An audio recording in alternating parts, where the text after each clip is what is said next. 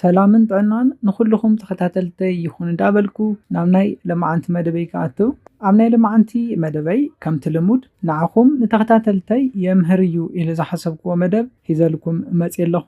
ናይ ለማዓንቲ መደበይ ዘልዕሎ በብመዓልቲ ሻወር ምውሳድ ንሰውነትና ዝህቦም ጥቕምታትን ጉድኣትን ክንሪኢና በብመዓልቲ ሻወር እንተወሲድና እንታይ ይጠቕመና ከምኡ እውን ጉድኣት ከ ኣለዎ ዶ እንተሃልይዎኸ እንታይ ዓይነት ጉድኣት ኣለዎ ዝብል ነገር ኣስፋሕ ኣቢልና ክንሪኢና እስካብ ናይ መደበይ ፍጻመ ሓቢርኩም ንፅንሑ።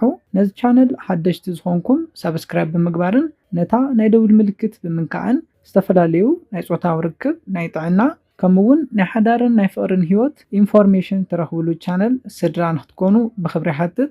መደብና ናብ ብዙሓት በፂሑ ተምህርቲ ንክወስድሉ ላይክ ጌርኩም ጀምርዎ። ስድራን ዝኾንኩምኒ እንዳመስገንኩ ናብ መደበይ ክምለስ። ፈለማ ዝህበና ጥቕምታት ኢና ክንርኢ። እቲ ቀዳማይ እንሪኦ ሓደ ሰብ በብመዓልቲ ሻወር እንተወሲዱ ዝረኽቦ ጥቕሚ እንታይ እዩ? ብሉፅ ጨና ንክህልወና ይገብር እዩ። ፅቡቅ ጨና ንክህልወና ዝጠቅም እዩ ማለት እዩ። ብፍላይ ድማ እዚ ምስ ርሃፅ ተታሒዙ ምስ ዝተፈላለዩ ርስሓት ተታሒዙ ሰውነትና ዘየድሊ ጨና ከየምፅእ ናይ ምክልኻል ስራሕ ይሰርሕ እዩ። ብፍላይ ድማ ሰውነትኩም ብተደጋጋሚ ዝርህፅ ሰባት እንተኮይንኩም ሻወር በብመዓልቲ ክትወስዱ ኣለኩም። ርሃፅ ብዝተፈላለዩ መንገድታት ይመፅእ እዩ። ምስ ናይ ሰውነት ምውሳኽ ተታሒዙ ርሃፅ ብልዑል መጠን ክውስኽ ይኽእል እዩ። ኣብ ደቂ ኣንስትዮ ድማ ድሕሪ ምውላድክን ኣብ ዘሎ ግዜ ልዑል ዝኾነ ርሃፅ ክተውፅኣ ትኽእል ኢኽን። እቲ ካሊእ ንሪኦ ድማ ምስ ግላንድ ተታሒዙ ርሃፅ ክውስኽ ይኽእል እዩ። ናይ ሽኮር ሕማም እንተሃሊኩም እውን ርሃፅ ብልዑል መጠን ክወፅእ ይኽእል እዩ። ብዚአንን ብዝተፈላለዩ ምክንያታት ትርህፁ እንተኾንኩም ሻወር መዓልታዊ ክትወስዱ ኣለኩም። ምክንያቱ እንታይ እዩ? እዚ ርሃፅ እዚ ሕማቕ ናይ ሰውነት ጨና ንኸየምፅእ ስለ ዝከላኸለልኩም እዩ። ኣብ መበል ካልኣይ ንሪኦ ድማ ካብ ምስልቻው ምህካይ ንክትወፁ ዝሕግዘኩም እዩ። ብፍላይ ድማ ብጣዕሚ ደኺምኩም ፅዕንዕን ኢልኩም ኣብ ምስልቻውን ኣብ ምህካይን እንተሃሊኹም ሻወር እንተወሲድኩም ብፍላይ ድማ ዝሑል ሻወር እንተወሲድኩም ካብ ዝሙድ ንክትወፁ ይሕግዘኩም እዩ። ናይ ምንቅቃሕ ጠባይ ስለ ዘለዎ ካብ ዝነበርኩሞ ሕማቕ ሙድ ብቐሊሉ ንክትወፁን ሰውነትኩም ከም ሓድሽ ሪፍሬሽ ንክገብርን ንቕሕ ዝበልኩም ንክትኮኑን ልዑል ዝኾነ ጥቕሚ ኣለዎ። ስለ ዝኾነ ኣብ ድኻምኩም ግዜ ሻወር ብምግባር ከም ዝነቃቅሕ ክትፈልጡ ኣለኩም። ኣብ መበል ሳልሳይ ንሪኦ ድማ ምስ ናይ ምግቢ ድሌት ምውሳኽ ተታሒዙ ዘለዎ ጥቕሚ እዩ። እዚ ነገር እዚ ኣብ ኩሉ ሰብ ዘይክሰርሕ ይኽእል እዩ። ኮይኑ ግና ኣብዝሓ ሰባት ሻወር ምስ ገበሩ ዝጠምዮም ሰባት ኣለዉ። እዚ ድማ ኣብ ሰውነትና ናይ ጥሜት ሆርሞን ንክፍልፈል ይገብር እዩ። ኣብ ሰውነትና ክልተ ዓይነት ሆርሞናት ኣለዉ ምስ ምግቢ ተታሒዞም ዝፍልፈሉ። እቲ ቀዳማይ ናይ ሆርሞን ዓይነት እንታይ እዩ? ናይ ጥሜት ስምዒት ንኸይስምዐና ዝገብር ወይ ከዓ ሰውነትና ከም ዝፀገበ ንክስምዖ ዝገብር ናይ ሆርሞን ዓይነት እዩ። እቲ ካልኣይ ንሪኦ ሆርሞን ድማ ናይ ጥሜት ስምዒት ንክስምዐና ዝገብር ናይ ሆርሞን ዓይነት እዩ። ሓደ ሓደ ሰባት ሻወር ክገብሩ ከለዉ ናይ ምግቢ ድሌቶም ዝውስኽ ሰባት ኣለዉ። እዚ እውን ልክዕ ሻወር ምስ ገበሩ እዘን ናይ ጥሜት ሆርሞናት ንክፍልፈል ወይ ከዓ ሰውነትና ናይ ጥሜት ስምዒት ንክስምዖ ዝገብሩ ሆርሞናት ብልዑል መጠን ስለ ዝፍልፈሉ ልክዕ ሻወር ምስ ገበሩ ናይ ጥሜት ስምዒት ይስምዖም እዩ። እዚ ድማ ምግቢ ንክበልዑ ዝገብሮም እዩ። ኮይኑ ግና እዚ ነገር እዚ ኣብ ኩሉ ሰብ ዝሰርሕ ኣይኮነን። ስለ ዝኾነ ናይ ምግቢ ድሌትኩም ዝተሓተኩም ሰባት በብመዓልቲ ሻወር ብምግባርና እዘን ጥቕምታት ክንረክብ ንኽእል ኢና። ጥቕምታቱ ብከምዚ መንገዲ ምስ ረኣና ናብ ጉድኣት ክንኣቱ። እቲ ቀዳማይ በብመዓልቲ ሻወር ብምግባርና ከጋጥመና ዝኽእል ጉድኣት እንታይ እዩ? ንሰውነትና ጠቐምቲ ዝኾኑ ናይ ኒውትረንት ዓይነታት ናይ ባክቴርያ ዓይነታት ከምኡውን ሴላትና ኣብ ሰውነትና ንክቕንሱ ዝገብር እዩ።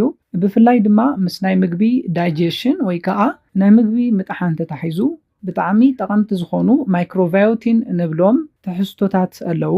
እዘን ማይክሮባዮቲን ኣብ ሰውነትና ንክቕንሱ ይገብር እዩ። እዘን ነገራት ኣብ ሰውነትና ዘየድልዩ ባክቴርያታት ንክውገዱ ናይ ምግባር ስራሕ ይሰርሑ እዮም። ጥዕንኡ ዝተሓለወ ናይ ዳይጀሽን ሲስተም ንክህልወና እውን ዝጠቕሙና እዮም። ምስ ናይ ጨጓራ ከብዲ መዓንጣ ተታሒዙ ልዑል ዝኾነ ስራሕ ዘለዎም እዮም እዞም ማይክሮባዮቲን ንብሎም። በብመዓልቲ ሻወር ትገብሩ እንተኮይንኩም ድማ እንዳቐነሱ ንክኸዱ ዝገብር እዩ። እዘን ኒውትረንት ባክቴርያታት ሴላትና እውን ኣብ ሰውነትና እንዳቐነሱ ንክኸዱ ዝገብር እዩ መዓልታዊ ሻወር ምግባር። ስለዝኾነ ምስ ናይ ዳይጀሽን ናይ ምግቢ ምጥሓን ማለት እዩ ፀገም ከምፀልኩም ዝኽእል እዩ። ምግቢ ክትበልዑ ከለኹም ቀልጢፉ ንኸይጠሓንን ከብድኹም ክንፋሕን ናይ ከብዲ ቁርፀት ሕማም እውን ከስዕበልኩም ዝኽእል እዩ። ስለዝኾነ ሰውነትኩም ብዙሕ ዘይርህፅ ሰባት በብመዓልቲ ሻወር ተዘይትወስዱ ይምረፅ። ብፍላይ ድማ ከም ዝቅድም ኢለ ዝሓበርኩልኩም ዓይነት ፀገማት ማለት እውን ምስ ናይ ዳይጀሽን ሲስተም ፀገም ዘጋጥመኩም ሰባት ረሓፅ ብዙሕ ዘይተውፅኡ እንተኮይንኩም በብመዓልቲ ሻወር እንተዘይትወስዱ ይምረፅ። በብመዓልቲ ሻወር ብምውሳድኩም ዘጋጥመኩም ፀገም ክኸውን ስለዝኽእል እዩ። ኣብ መበል ካልኣይ ንሪኦ በብመዓልቲ ሻወር ብምውሳድና ከጋጥመና ዝኽእል ጉድኣት ድማ ናይ ቆርቦት ምድራቕ እዩ። ብፍላይ ድማ በብመዓልቲ ብሳሙና ሻወር ትገብሩ ሰባት እዞም ሳሙናታት ኬሚካላት ኣለዎም። ጽቡቕ ጨና ንክህልዎም ተባሂሉ ዝውሰኾም ኬሚካላት እዮም እዚኦም። እንታይ ደኣ በብመዓልቲ ሻወር ትገብሩ እንተኮይንኩም ንቆርበትኩም ክደርቕ ይገብሩ እዮም። ምስ ናይ ቆርበት ምድራቕ ተታሒዙ ድማ ቆርበት ፃዕዳ ናይ ምግባር ናይ ምጭዳድ ጠባያት እውን የምፅእ እዩ። ብፍላይ ድማ ስፖርት ትሰርሑን ብጣዕሚ ትርህፁ ሰባትን ግድን በብመዓልቲ ሻወር ክትወስዱ ዘለኩም ሰባት ማለት እዩ። እንተኽኢልኩም በብመዓልቲ ብሳሙና ሻወር እንተዘይትገብሩ ይምረፅ። ሓሓሊፉ ብማይ ጥራሕ ሻወር ክትገብሩ ኣለኩም። በብመዓልቲ ብሳሙና ሻወር ክትገብሩ ከለኹም ቆርበትኩም ንክደርቕ ይገብር እዩ። ቆርበትኩም እንተደሪቑ ድማ ቆርበት ፃዕዳ ናይ ምዃንን ናይ ምጭዳድ ጠባይን የምፅእ እዩ። ካብዚ ብተወሳኺ ድማ በብመዓልቲ ስፖርት ሰሪሕኩም በብመዓልቲ ሻወር ብሳሙና ትገብሩ ሰባት ቆርበትኩም ንከይደርቕ ኦሊቭ ኦይል ቅብኣት ክትቀብኡ ኣለኩም። ክነጠቃሉን ከለና ሻወር በብመዓልቲ ብምውሳድኩም ትረኽብዎም ጥቕምታትን ጉድኣትን ዝረኣናሉ መደብ ነዚ ይመስል ነይሩ። ካብቶም ዝረኣናዮም ጥቕምታትን ጉድኣታትን ንምዝኽኻር ዝኣክል እቲ ቀዳማይ ዝረኣናዮ ጥቕሚ እንታይ እዩ? ፅቡቕ ናይ ሰውነት ጨና ንክህልወና ከም ዝጠቕመና ርኢና ነርና። ኣብ መበል ካልኣይ ዝረኣናዮ ድማ ካብ ድኻም ትህኪት ከምኡ እውን ፅዕንዕን ካብ ዝበልህና ነገር ከናግፈና ይኽእል እዩ።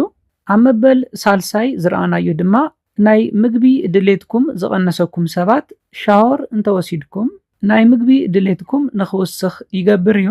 ካብቶም ዝረኣናዮም ጉድኣታት ድማ እቲ ቀዳማይ ዝነበረ እንታይ እዩ? ሰውነትና ዘድልዮ ዝተፈላለዩ ኒውትረንት ከምኡ እውን ባክቴርያታት እውን ካብ ሰውነትና ክጠፍኡ ይገብር እዩ። እዚ ድማ ኣብ ዳይጀሽን ሲስተምና ልዑል ሳዕቤን ከሕድር ዝኽእል እዩ። ኣብ መበል ካልኣይ ዝረኣናዮ ጉድኣት ናይ በብመዓልቲ ሻወር ድማ ቆርበትና ንክደርቕ ዝገብር እዩ። እዚ ዝኾነሉ እቲ ዋና ምክንያት ድማ ኣብቶም ሳሙናታት ዝውሰኹ ኬሚካላት ከም ዝኾኑ ርኢና ነርና። እነዚ ናይ ልምዓንቲ መደበይ በዚ ክዛዝም ካብ ናይ ልምዓንቲ መደበይ ዝኾነ ሓድሽ ነገር ከም ዝሓስኩም ተስፋ ይገብር። ነዚ ቻነል ሓደሽቲ ዝኾንኩም ሰብስክራይብ ብምግባርን ነታ ናይ ደውል ምልክት ብምንከዓን ክተተባብዑናን ስድራ ክትኮኑናን ብኽብሪ ይሓትት። መደብና ናብ ብዙሓት በፂሑ ትምህርቲ ንክወስድሉ ላይክ ሼር ምግባርኩም ይትረስዑ። ሓሳብ ርእቶኹም ብኮሜንት ተብፅሑና። ብኻሊእ መደብ ብኻሊእ ሓሳብ እስካብ ንራኸብ ሰላምን ጥዕናን ንኹላትና ይኣነየለ።